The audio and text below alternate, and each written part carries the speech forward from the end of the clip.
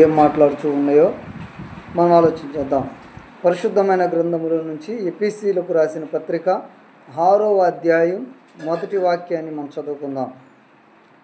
పిల్లలారా, ప్రభువునందు మీ తల్లిదండ్రులకు విధేయులై ఉండుడి, ఇది ధర్మమే. నీకు మేలు కలుగునట్లు నీ తండ్రిని తల్లిని సన్మానింపుము, అప్పుడు నీవు భూమి మీద దీర్ఘాయుష్మంతుడు వగుదు. ఇది వాగ్దానముతో కూడిన ఆజ్ఞలలో మొదటిది. మనం కూడా పిల్లల దగ్గర నుంచి ఏమి ఎక్స్పెక్ట్ చేస్తూ ఉంటామంటే, మా పిల్లలు మా మాట వినాలి, మా పిల్లలు మేము చెప్పినట్టు చేయాలి, మేము ఏదైతే వారి పట్ల ఉద్దేశిస్తూ ఉన్నామో అది చెప్తా ఉన్నారు.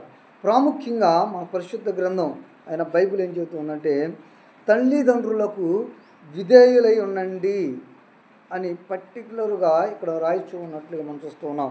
ఈ రోజుల్లో చాలామంది పిల్లలు ఏమంటారంటే, నా ఇష్టం, నాకు అన్నీ తెలుసు అంటున్నారు. కానీ బైబిల్ ఏం చెబుతుందంటే, పిల్లలారా మీరు అలా మాట్లాడవద్దు.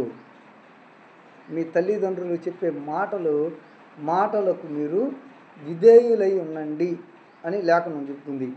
మీ తల్లిదండ్రులకు మీరు విధేయులై ఉంటే మీరు భూమి మీద దీర్ఘాయుష్మంతులు అవుతారు.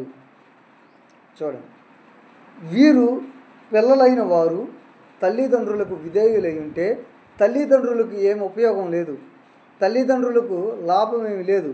కానీ పిల్లలే భూమి మీద దీర్ఘాయుష్మంతులు అవుతారు అని లేఖనాలు మనతో మాట్లాడుతూ ఉన్నాయి.